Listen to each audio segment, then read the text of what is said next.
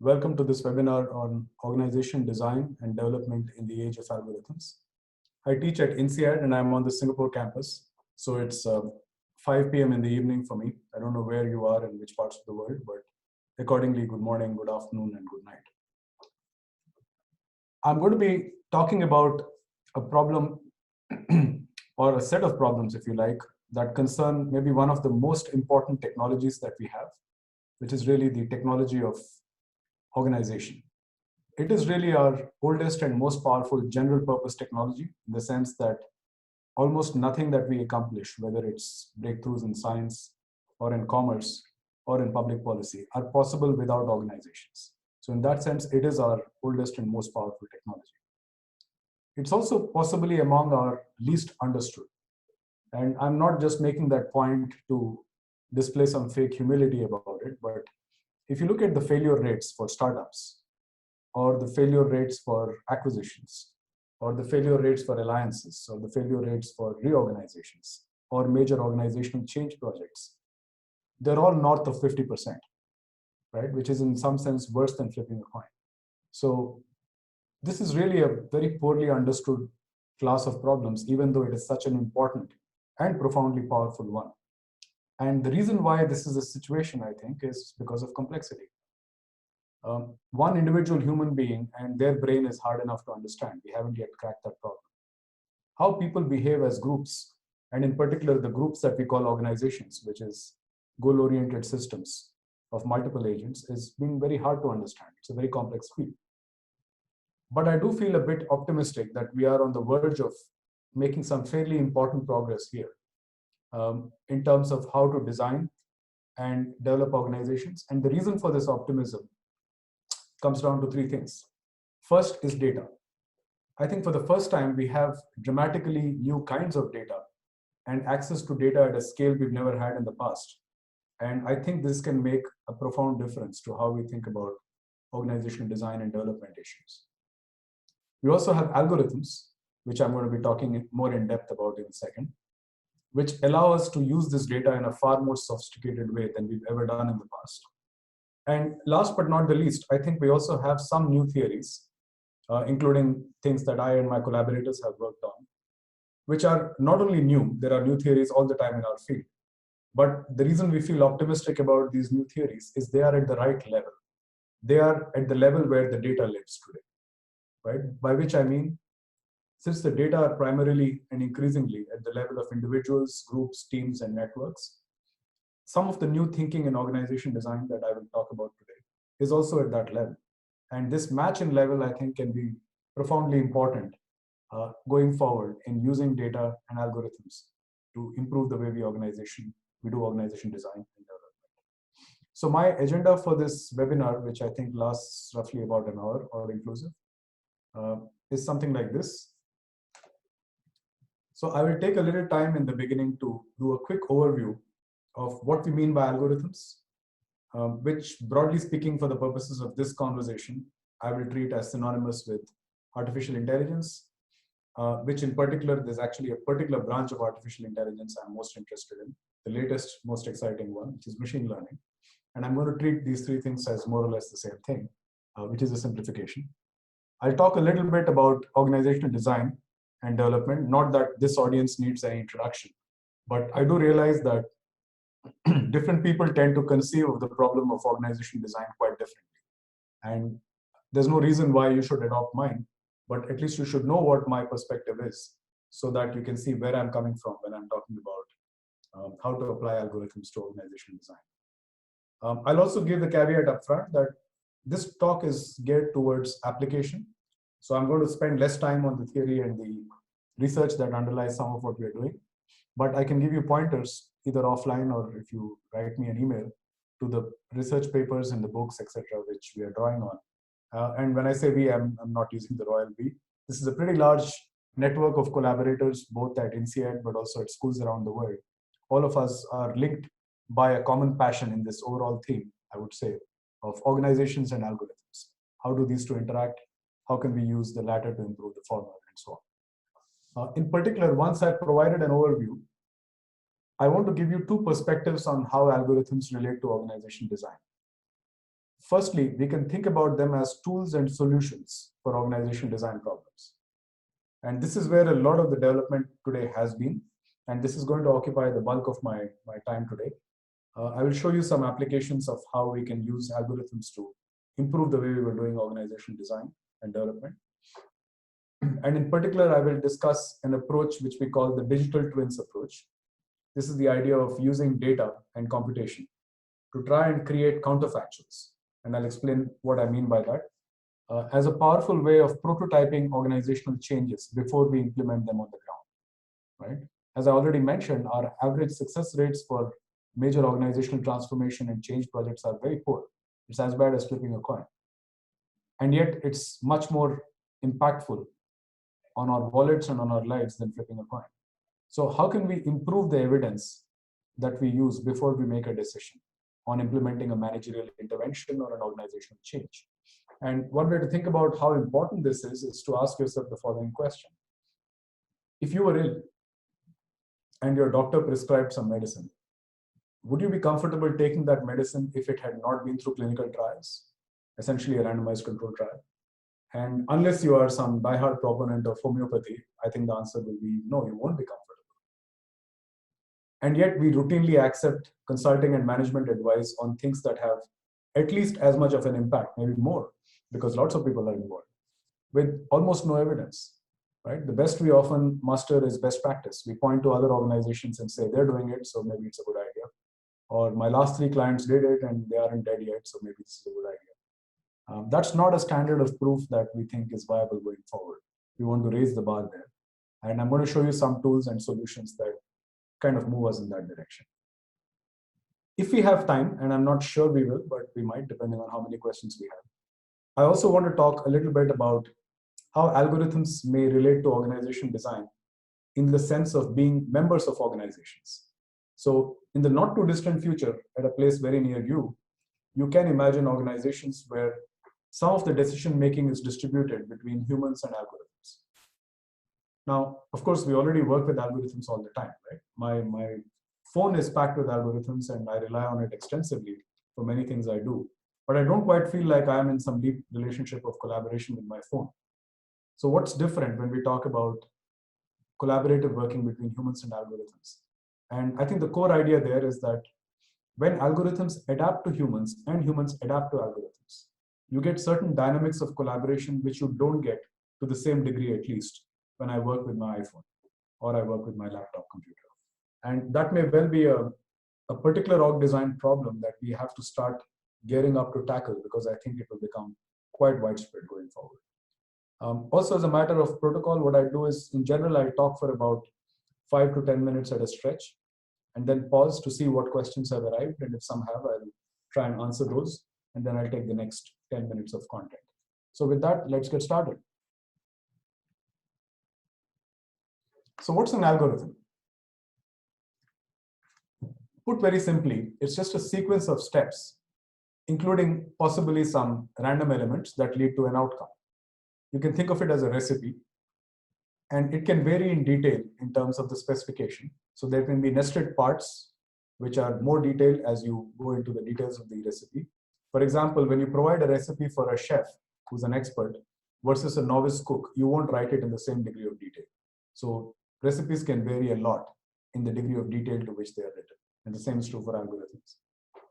Every algorithm is not necessarily a good one. In fact, a large part of what computer scientists do is actually build different algorithms to solve the same problem and run contests between them to see which ones solve it better. And in the same spirit, when we apply algorithms to organization design, not every algorithm we apply will be a good one.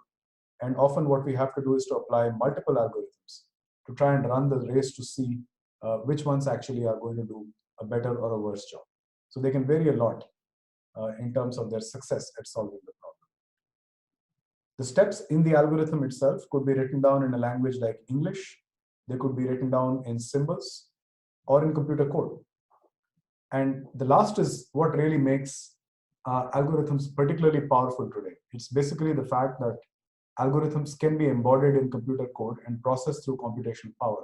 That's what gives algorithms so much force today, because the general notion of algorithm as a recipe is not new. It's been there for a very, very long time. But the particular versions that we are working with today, which are embedded in computation, that's where the power of algorithms today really lies.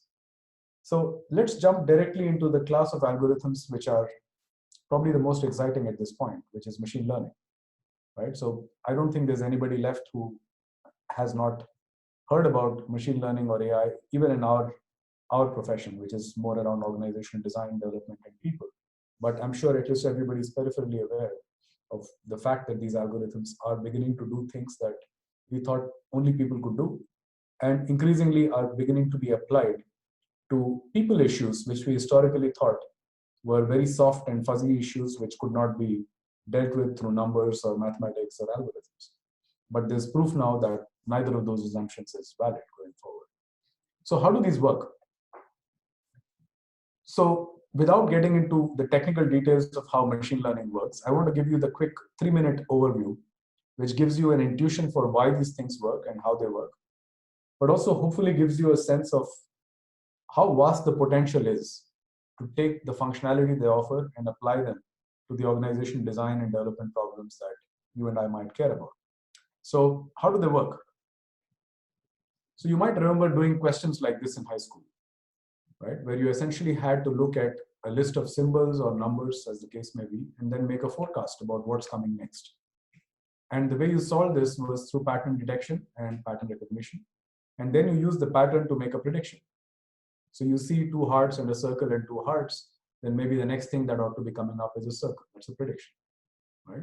Or you see a star and a square and a star and a square and a star, then maybe the next thing to be coming up is a star.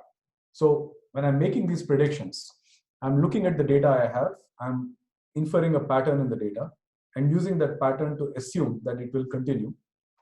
This is critical because all machine learning does the same. It uses data from yesterday to make predictions about tomorrow.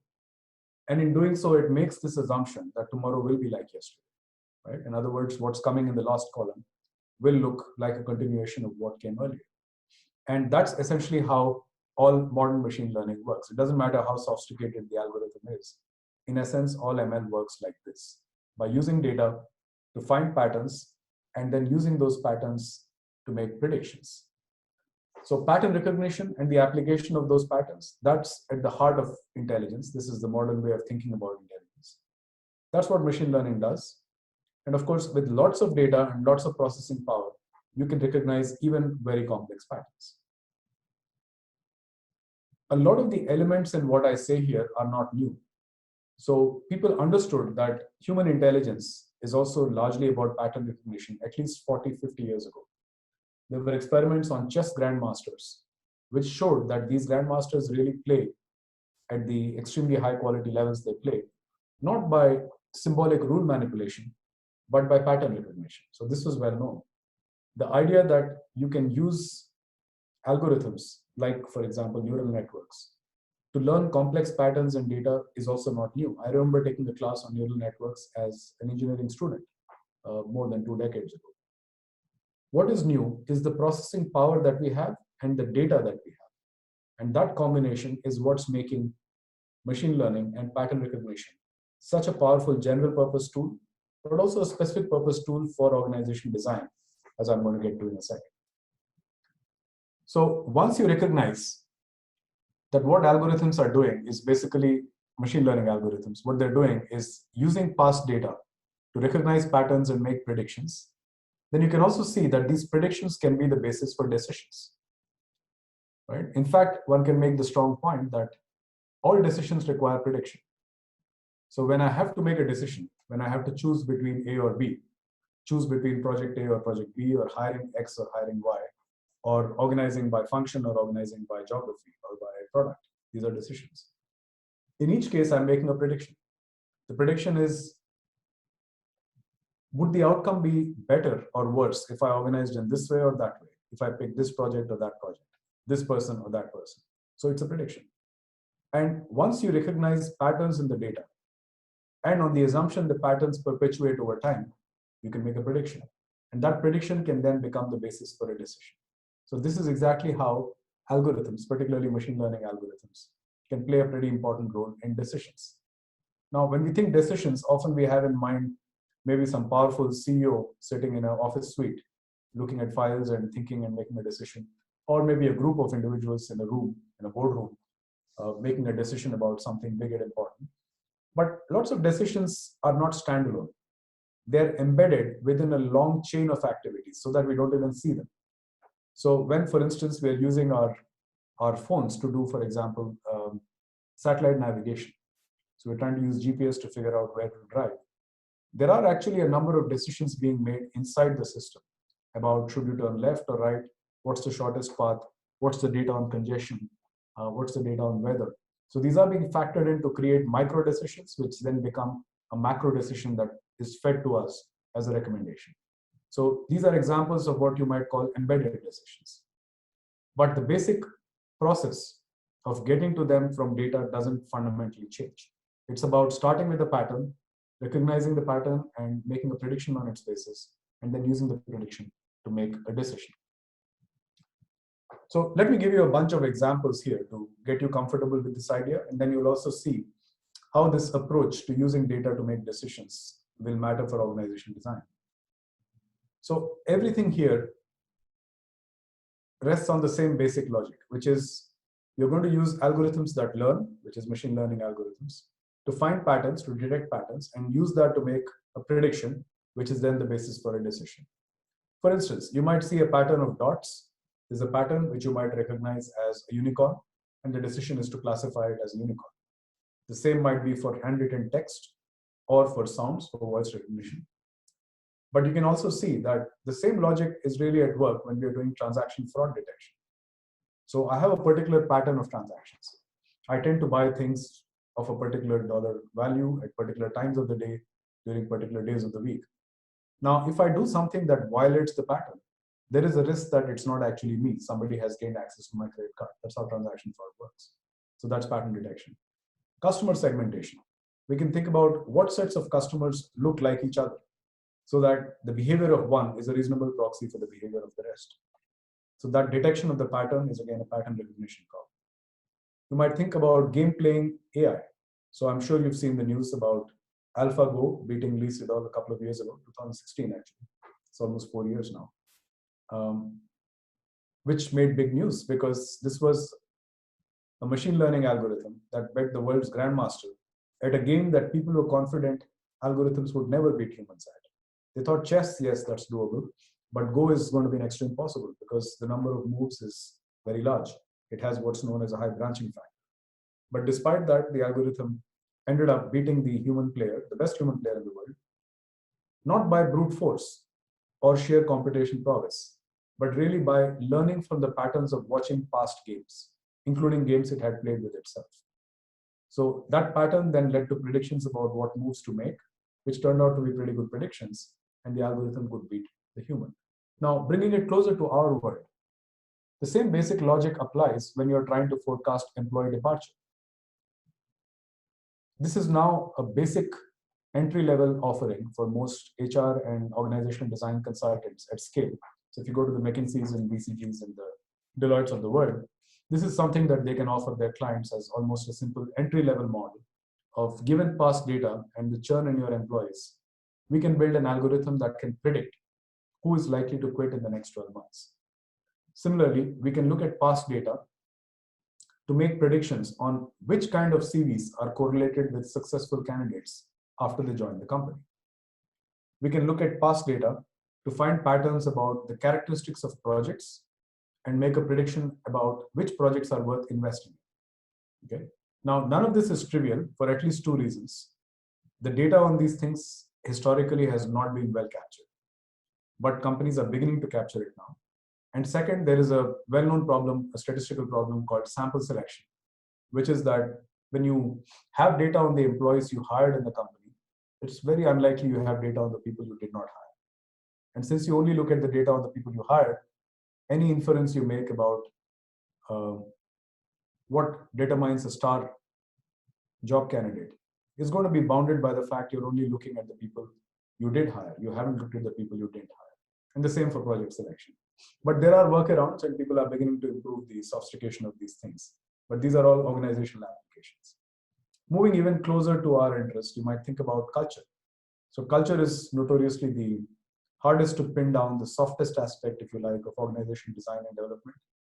And historically, the big challenge with culture projects has been measurement. How do you go about measuring culture? So we have surveys and we have profiles which try to do this, but they have two big limitations. The first is they tend not to have very high reliability because you end up asking a few people, you cannot survey the entire organization. And second, by imposing a survey structure, the analyst is already making some assumptions about what are the cultural dimensions that matter in this company. So we might start with the universal list and then say, where is this company in that universal list? But that doesn't do justice to the fact that, firstly, culture is a widespread phenomenon. It's not just the 10 people you survey. It can vary between the top management and the rank and file. But it could also be quite idiosyncratic. So there may be things about a culture of an organization that are not present in most other organizations, and your standardized survey will never pick it up. So how can machine learning help? We can use text. For instance, employee reviews written on Glassdoor. So this is actually a project that one of our PhD students at INSEAD has been working on, Ariana Marchetti. And she has used Glassdoor review data to find patterns in the data that tell us something about the unique culture of that company. And one of the applications that she's developed, which is a very cool one, is to use the data on culture from both acquirers and targets in a merger and use cultural compatibility to make a prediction about whether the merger will be completed, and if completed, whether it will be successful, which is proxied by the stock market reactions. So again, I'm giving you illustrations of how simple pattern recognition followed by a decision, that logic can explain the application of algorithms to a very wide variety of problems, including organizational design and development problems. I'll also mention quickly the one on strategic moves. So this is another student at INSEAD, Prothit Sen, who's now a professor at ISB, Indian School of Business. So Prothit looked at the private equity industry and used data on past deals that PE firms had been doing over the last decade plus, and built a model that could predict quite accurately which private equity firm would be the first to launch an innovative new model of private equity called a platform deal. So unlike the typical private equity transaction, where you acquire a particular company and you optimize it on a standalone basis, and then you exit by either selling it to an acquirer or doing an IPO. In a platform deal, you actually do a bunch of acquisitions and integrate them together and then sell the whole thing together. So that requires a new class of skills, which typically PE firms don't have, which is post-merger integration for synergy, right? And his data allowed him to build these predictive models that can forecast which firm would be the first to adopt such an innovation. So as long as we understand that what these algorithms do is pattern detection, and from that, pattern extraction, and therefore decisions, the sky is the limit in terms of application. Now, not quite, the sky is not quite the limit, because one big limitation, of course, is data, right? So one of the obvious problems that you might think about is, what do we do when we don't have data? And that is an important question, because lots of organizational processes are not particularly well documented. It's getting better. So large companies which use ERP, for example, I think they are sitting on a lot of organizational data without even realizing. And some of that is now beginning to be recognized for its potential. Sometimes data is being created in unexpected ways. So to give you a very live example, I'm sitting in Singapore right now in the midst of the coronavirus outbreak. And one of the complications, or one of the implications of that, has been that every company in this region is really scrambling overnight to try and find ways of remote collaboration, because they want their employees to stay at home rather than come in and work remotely as far as possible. So obviously, once you move to an all remote situation, it also implies it's all digital. And that implies that you will have a much better record of the interactions between people than you had in the past. So email, chat, Slack, file sharing, if you're in software development, code repositories, these become very powerful data sources for understanding how the organization works. And they're forcibly being created now because of shocks like the coronavirus, which is forcing people to work remotely. And that data, I think, can really become fuel for the next generation of algorithmic thinking applied to organization design. So yes, data has been a problem, but it's a problem that's getting resolved quite speedily as people are discovering new ways of collecting data and mining data. So I want to talk broadly about two different perspectives on how algorithms relate to organizations. First, I'll talk about algorithms as tools and solutions for organization design, and that will occupy the bulk of my time. And then I will move on to talking about algorithms as members of organizations, which is obviously a bit more futuristic. And we haven't seen large scale adoption of that, but I think it's coming very rapidly. So let's talk first about tools and solutions. You can think about this as lying on a continuum. So at one level, we can think about algorithms as tools that support human organization designers. So these are augmenting, if you like, the basic organization design and development decisions that human designers are making. At the other extreme, you might actually think of algorithms as embedding a solution. So they are the solution. And by their very existence, they make the need for further human intervention unnecessary. And I will show you examples of both. Again, most of the action, I think, is more towards the left than towards the right. Mostly what we're doing with algorithms in organizational design and development is in the sense of augmenting human decisions using better data and using better tools. So when I'm talking about organization development and design, I'm assuming we all have in our mind some list of activities like the ones on the screen here.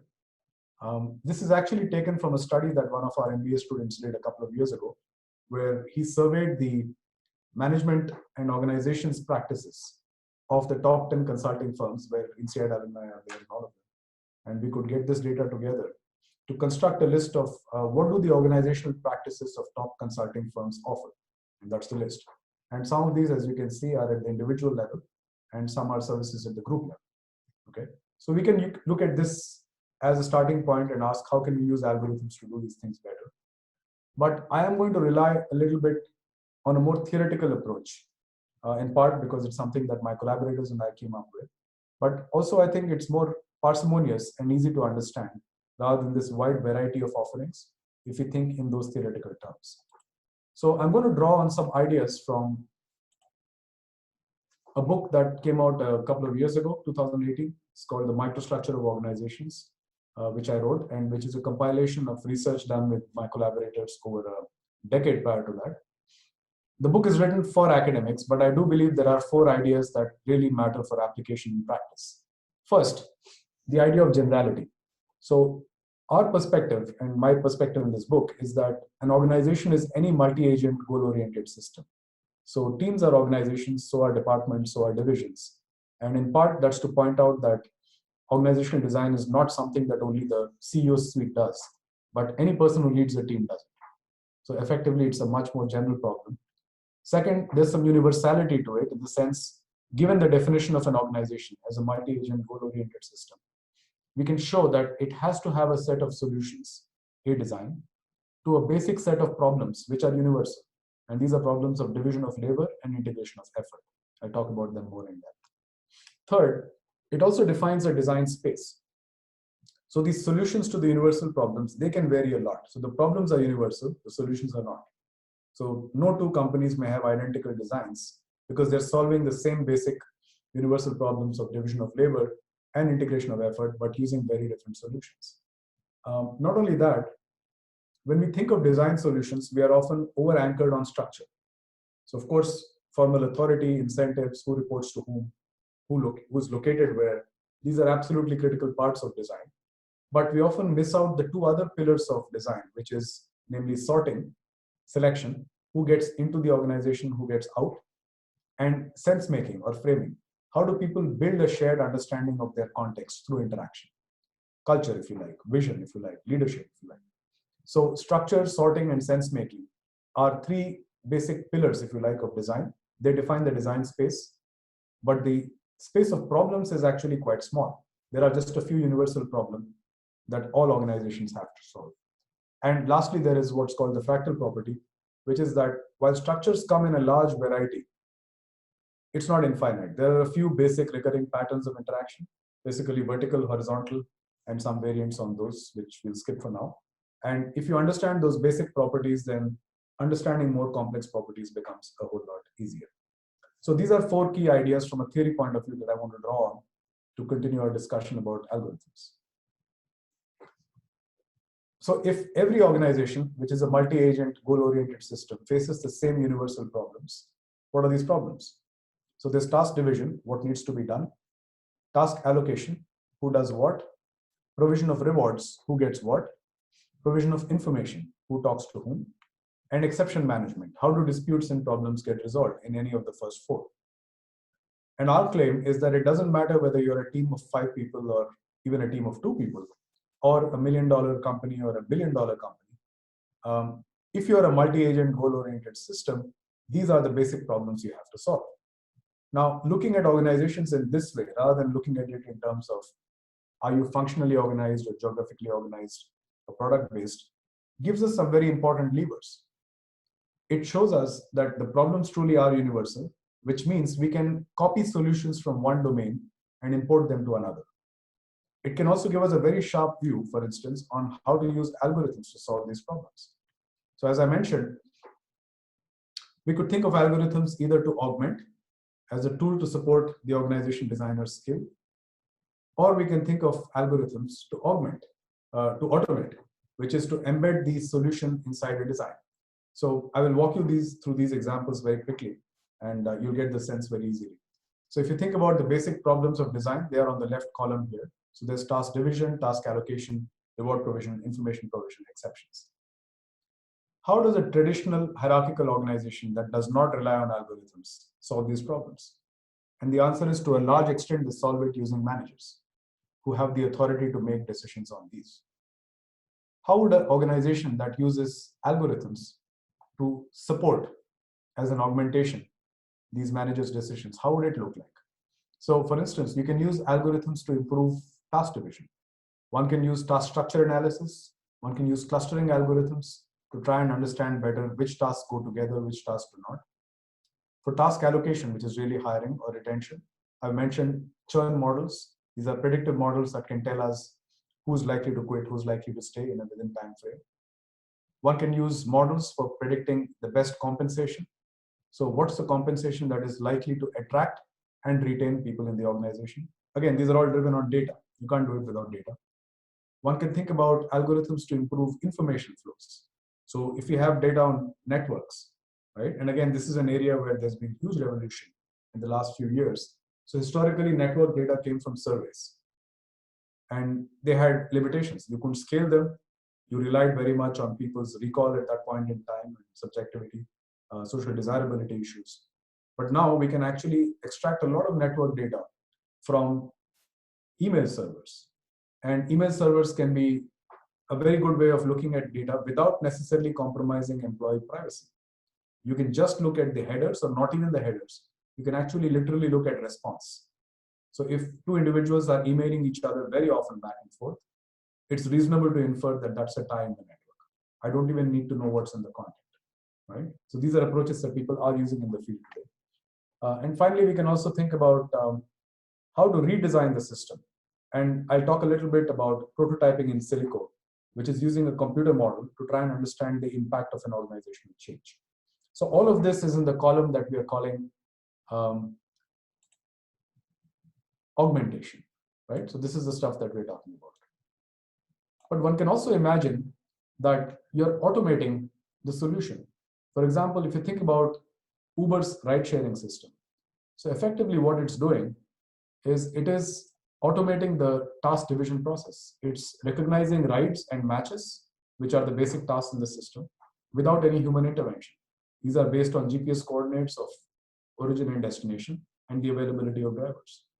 If you think about task allocation, so IBM has an application called Blue Match, which essentially tries to do what traditional HR departments were doing, find good matches for employees within the organization so that they can move internally without having to consult or wait for somebody in HR to come and tell them.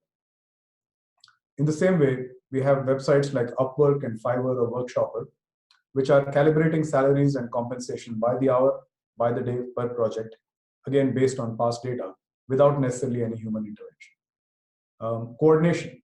So software has really been at the forefront of this. So they've had for a very long time something called version control software. And nowadays we call these continuous integration architectures, which are essentially ways of coordinating the contributions of different people who might be working on different parts of the same code architecture. So that the trick of checking, are they writing code that is compatible or are they writing code that will break each other's contributions? That doesn't have to be done by a human. Okay. And we don't yet have an example of an automated system for dispute resolution, but that was when I made the slides. Between the time I made the slides and today, I've come to know that Alibaba is actually using an automated dispute resolution system to deal with disputes between customers and vendors on their site, where an AI is essentially looking at past data, plus they also crowdsource. So they combine the crowdsourced vote and the AI's vote to make a recommendation on how exceptions are to be managed.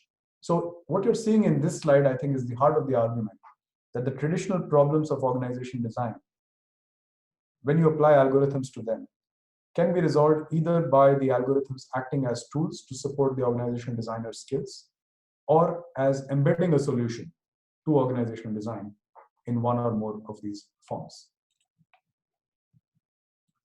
Some of this content is actually covered in a course that we teach at INSEAD called Out 2.0, which I created along with one of our former students called Julian Clement, who's now at Stanford. And we're essentially showing our MBA students who don't necessarily have a background in analytics or in data, how to think about all of these issues. So how to think about, for example, using algorithms to look at networks, to make predictive models of whom to hire, whom to develop and train, using algorithms to do prototyping of changes within the organization. And of course, using A/B testing or randomized controlled trials to know rather than guess which organization designs will be effective. So I'm going to dig a bit deeper into some of the content here. And in particular, I'm going to focus on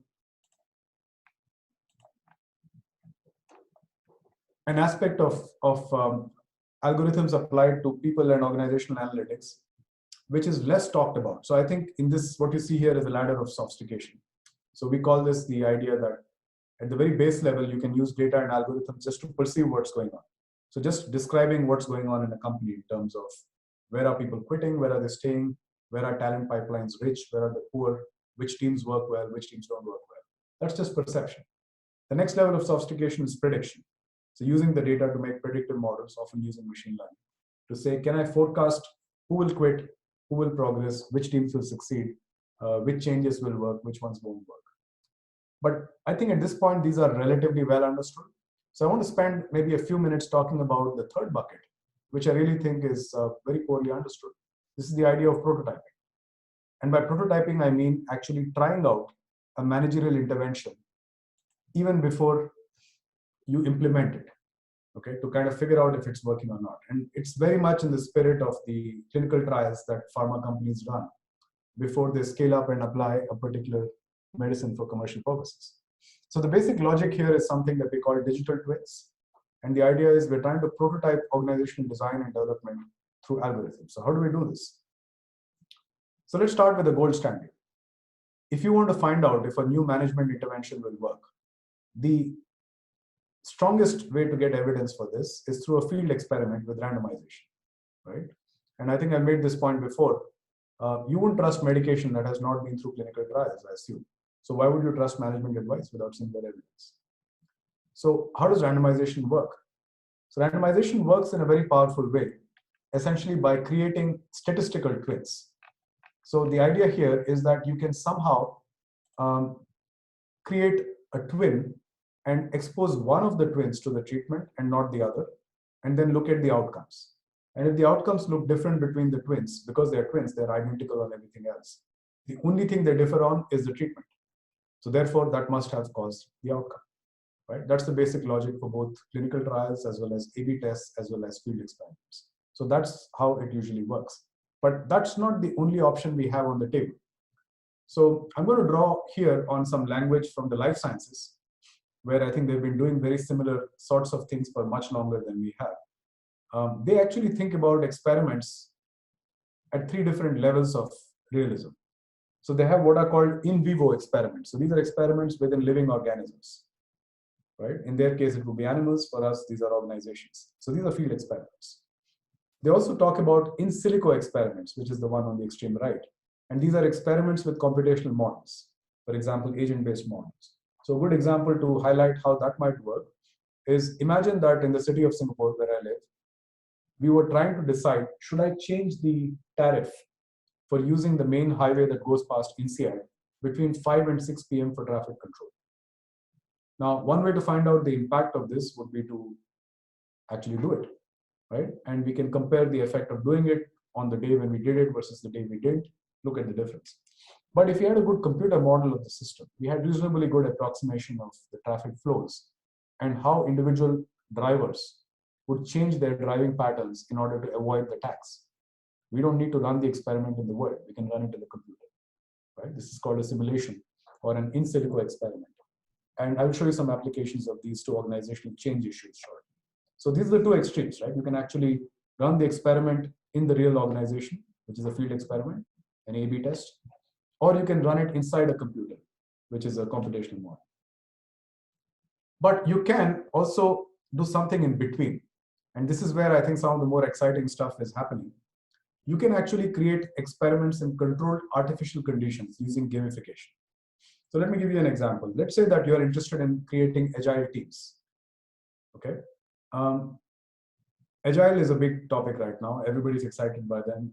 Everybody wants to adopt them. How do you know agile will work in your work context?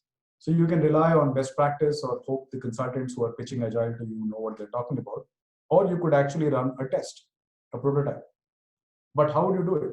Would you actually split half your organization randomly into teams that use agile and the other half continue as usual? Ideally, yes, but that's expensive and that's risky, right? There are politics and other issues one has to worry about. But it shouldn't be that hard to create a 24-hour hackathon where we gamify the typical project that your teams do. So take the typical project your team does and convert it into a game that can be played in a few hours, right? This is not hard.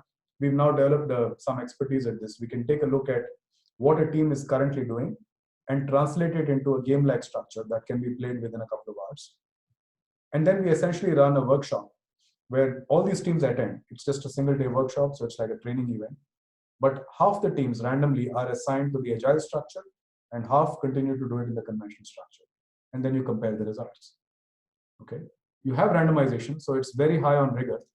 But obviously, since it's a workshop and a game, it's not quite the same as the real thing. So it may not be very realistic. So the analogy I will give here is to that of a wind tunnel, right? When you build a new plane, if you're Boeing or one of these aircraft companies, you don't directly build your plane and fly. You first take a model and put it through a wind tunnel, which can expose certain flaws and stop some costly mistakes before they become lethal. And this is exactly what gamification can do. But it does preserve the core property of randomization and counterfactuals. I'll make one more point and then I'm going to respond to some of the questions that have come up. In some sense, whether you do an experiment in the computer or in vivo in the organization or in a workshop in vitro through gamification, you're always trying to create counterfactuals. What would have happened if you hadn't conducted the intervention? So in the case of the experiment in the field or in a gamified workshop, randomization is creating a counterfactual by making the treatment and control group the same on everything that one can and cannot observe. That's the beauty of randomization. In a computer model in silico, the model is creating a counterfactual by holding everything else in the model constant. I'm just tweaking the tariff that we're going to charge on the road and then observing the flow of traffic. So these are all different ways of prototyping, but they're all driven by the basic logic of counterfactuals. So here's an interesting question I see here, which is, how do you think we can use algorithms to help organizations handle large change better? So organizational change that requires the selection of a new strategy, trajectory, or a goal. Okay. So organizational change and algorithms, this is an absolutely critical set of issues. I will give you an answer at two levels. So clearly algorithms can help in trying to think through the possible change alternatives. So are we going to invest in technology A or B? Are we going to pick project A or B? These are in part, not in part, they're entirely really decisions. And to the extent we have past data on similar decisions, we could use algorithms to make predictions, which can then become the basis for decisions. So that's choosing the what of organizational change. But I think implicit in the question that the listener has put in, often it's not the what as much as the how. How do you get people to absorb change and be comfortable with it and adopt it? Because the big problem with organizational change is it cannot be mandated. It has to be adopted, right? If you could force people to do what you wanted, then all change would be a trivial problem. But most of the organizations we live in, we don't have the authority to force people to do what we want. We have to get them to agree to do it because they're convinced. So convincing is important. And I will show you some ways in which algorithms can be used to model the process of convincing, particularly in terms of the diffusion of ideas in a network. I also want to make one observation about prototyping and experiments. So experiments are wonderful. They are the gold standard, but we don't want to recommend doing them all the time. In fact, one of the things I tell my executive and MBA students is you only prototype when both the cost of failure is big and the benefit of success is big. But we don't know whether it will succeed or fail. That's when you prototype. If you know the cost of failure is going to be big and the benefit of success is going to be small, even if you don't know whether it will succeed or fail, why would you do this project, right? And conversely, if neither the cost of failure nor benefit is large, again, why would you waste your time? And if you knew the benefit of success is big, the cost of failing is small, we don't know if it will succeed or fail. Let's find out, right? What's the cost? We know it's small. So it's only in the case where both the cost of failure and the benefit of success are quite large that I'm recommending we go for a prototyping approach. And even there, if you can't run a full field experiment, there are these two other alternatives to think about. Gamification, which is in vitro, as well as in silico, which is in the computer program. So let me give you a couple of cases very quickly to show you how this sort of thinking with data and algorithms works for organizational development. So let's take a classic problem, which is leadership development. How do you know if a leadership development program works? Right? That's a pretty important question. And if you're a consultant or a trainer or an academic, then you may, or maybe you don't want to know the answer to this, because depending on the answer, your client may or may not come back to you. But assuming you want to know the answer to this, what's the first best approach? We randomize who gets to attend. Right? So let's say we have a group of 100 managers at a client company who want to come to INSEAD to take some kind of leadership development program. We take the 100, we randomly split them into two groups. Half of them come, half don't. We observe differences in performance, iteration for both groups afterwards. Now that's hard, but there is a second best approach, which you can think of as a digital twin approach. It's really a statistical twin approach. For every individual who does attend, so let everybody attend, you need to find a twin who looks similar in all observable ways, except they did not go to the program, right? So these are all on all dimensions you can observe. So these are called matching methods. And it's been a very powerful technique in traditional statistics and econometrics. But machine learning has really improved our ability to find these digital twins, because we can do it using something called non-parametric methods. So we can really match individuals on all the dimensions we can observe, like their age, their income, their salary, their gender, their past success in the company, their school that they went to, all of these.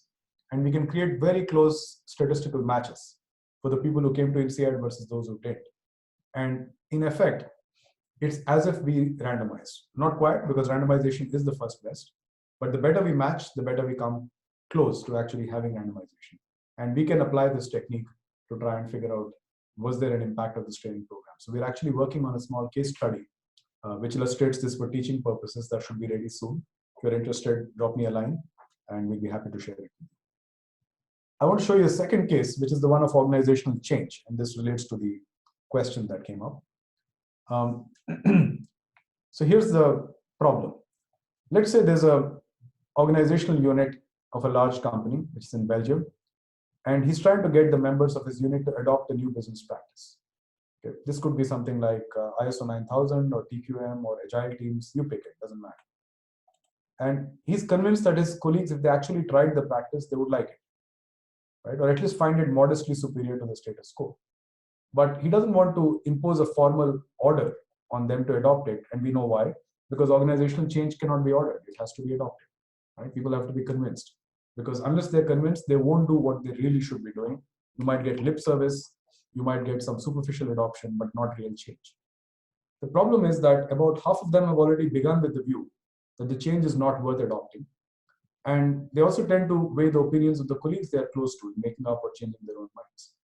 So can we forecast the likelihood of successful adoption? And can we consider what minimal interventions he could make to improve the chances of adoption? So this is an organizational change problem. So how would you use algorithms to solve this problem? And data. So we can, using a combination. And what you need is you need data on the social network, who's connected to whom, and some sense of the initial attitudes of people, right? And one of the powers of these methods is that neither of these have to be perfect. Even noisy data can be a very good starting point for two reasons. One, the computer can allow us to run all kinds of variations to see how robust our conclusions are to changes in the input data. And you can do this all automatically. It's a method called Monte Carlo. So we don't have to do it manually. But the other is, even if this method is imperfect, and I will not for a second disagree that it's not, it is imperfect. What's the alternative? The alternative, clearly, as we are seeing, is for organizational change projects to go through on practically no evidence and end up with a failure rate of upwards of 60%, right? So if this is the next best alternative, it deserves a hearing. That's what we're saying. So how does it work? It works a lot like the diffusion of diseases. So if you think about all the discussion right now on the spread of coronavirus, they employ basically the same sort of underlying mathematical models, which is, you know, the network, you know, the contacts.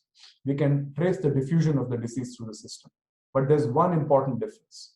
So this is actually also a theory project that I'm working on with Vibha Gaba here at INSEAD and Julian Clement at Stanford. The key difference is that unlike in the case of a disease, right, immunity in the case of a disease does not diffuse through the network, only the disease diffuses. But when it comes to organizational change, both the idea and resistance to the idea are racing through the network for mindshare. So there's a competition of diffusion between the idea and resistance to it. And that makes the dynamics actually a little bit harder, but of course, not so hard that the computer cannot help us with it. And in fact, that's exactly what you can do. So let's say with no intervention, if this was the baseline probability of adoption, right? And you will see that you can get a spike in adoption followed by a decline, precisely because people can change their minds.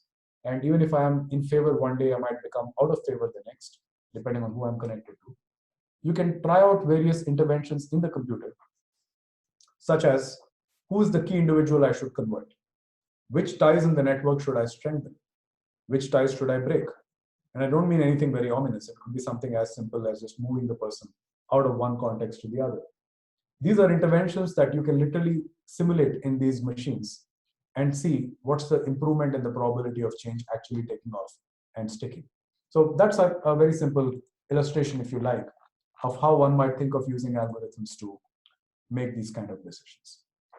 If you're interested in more details about alternatives to field experiments and in particular gamification and computational modeling, I have a video lecture on this which I share with my students, and these slides I think will be available later, so you should be able to click through and access the lecture. I'm going to use the last few minutes to talk about the second way in which algorithms and organizations might interact. And this is the idea of human AI collaboration as a problem in organization design. This is still relatively, you could say, futuristic, but the future is coming to us very fast. And I'll give you just two examples that I know from just my research work over the last week with collaborators. So I've been working with one of our former students, an MBA student, who works for a company called WorkFusion. And these guys are experts in robotic process automation and building cognitive robots, which are essentially machine learning tools. And what they do is they automate parts of the insurance claim processing value chain. And it's quite fascinating to see how they use a combination of rule-based AI, which is the old AI, and modern machine learning-based AI, where the algorithm is observing what the human agent is doing and learning to extract the patterns from what they're doing and using that to essentially replicate what the human agent is doing. So that's a very mundane application, if you like. I've also seen an application over the last week talking to one more of our students, Ji Kang, in our PhD program, who's been studying the application of AI to make recommendations on mutual fund purchase at Morningstar. So Morningstar now evidently offers a service where, as a client, you can either decide to take a recommendation about which mutual funds to purchase based by coming from human analysts, or you could take it from an AI.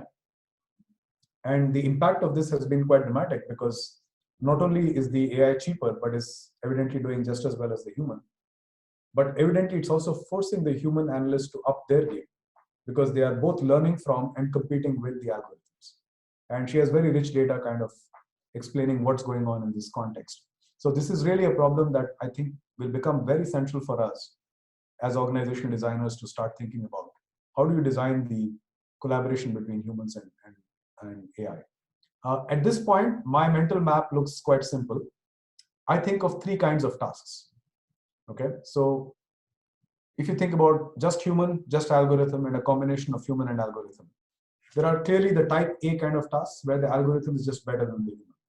So this is not a large list, but there clearly are a few things that algorithms today just do better, whether it's image recognition, character recognition, voice recognition, some fairly repetitive, mundane kind of stuff. There's no doubt they do it better. So this will be automated. There is no way fighting the economics of this. There's also a much larger category of tasks where the humans are just much better, right? So in that sense, I don't think we should be too concerned over the next 5-10 years that algorithms will take all our jobs. It's highly unlikely. Most of what we do has tasks which are automatable, but has large components of our jobs are simply not automatable at this point. So that's the type B. But the really interesting area is in type C, which is the case where you have neither the human nor the algorithm doing very well on their own, but somehow in combination they do extremely well. So where does this wisdom come, right? And I just saw a question also pop up, which is exactly pertaining to this issue, which is how can we combine humans and algorithms to do better than either alone? So it's really like magic, right? It's like putting two idiots together in a room and you get a genius. So how does that work? So this has been something that I've been working on with colleagues here to study and understand. So we are quite far from having strong normative recommendations at this point. But I do want to share some very early ideas here, which is broadly speaking, there seem to be two ways this can happen. Okay. First, you can get error cancellation. So this is the idea that you can take two individuals who both are wrong, but if they're wrong in self-canceling ways, the average can be better. And the second is you can have vicarious learning. Neither me nor the algorithm might start out knowing much about a problem, but if we learn together, we make fewer mistakes and learn faster than if we learn separately. So just to drive home that point, vicarious learning is about people copying from each other, right? As well as, of course, learning from the real world. But because they copy each other, they avoid certain predictable biases in learning. For example, there's something called the self-confirming bias.